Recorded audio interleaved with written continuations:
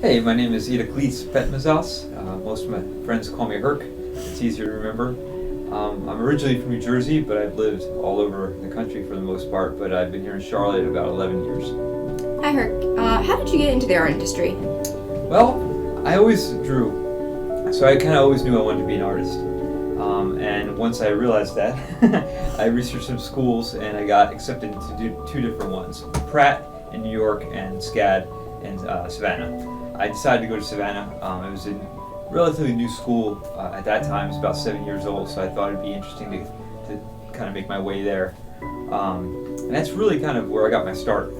As you guys know, being in school, you meet a lot of fellow artists, you have a lot of great teachers that kind of make you who you are today, basically, as an artist. So I've always been into art, and that's kind of where I started my career, I guess, if you want to call it that. Once I graduated, of course, I did a lot of freelance. I also got into the printing industry, so I did a lot of design work. I was a production manager for many years, so I was kind of the one telling the artists what to do for the most part. Dealt a lot with clients. I do a lot of freelance art now, and I do a lot of speaking as well.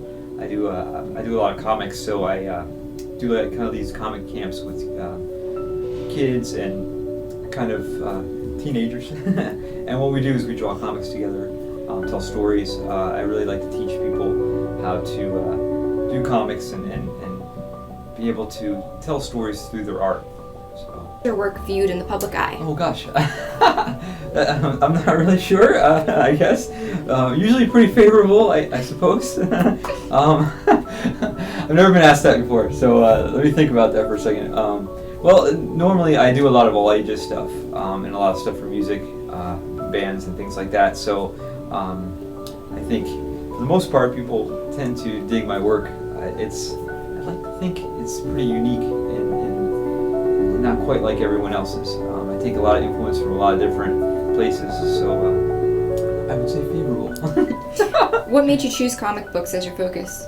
Well, I will say growing up, I think I probably looked at my first comic maybe when I was like 4 or 5, and I don't know, something about the art and then telling stories, because I like both things equally, of course, and being able to convey a story through art, I think, is amazing. And illustration is awesome, and I do a lot of illustration work, but it's a single image.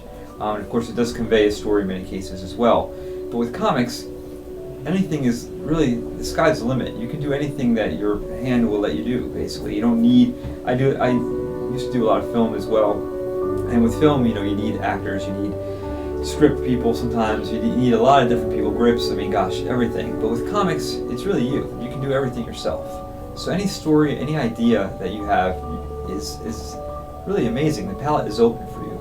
And the great thing about comics too is it's cross-genre, meaning that you can really tell any kind of story, slice of life, science fiction, fantasy, just about anything. And I think that always sparked me when I first initially started reading comics. And it still does. And in many ways, I think it saves my life in many cases, because through life, whenever adversity might hit, I can always pick up a comic or a graphic novel, and I kind of get lost in the story and art, which is something that I guess is why I love it so much. And what are your plans for the future?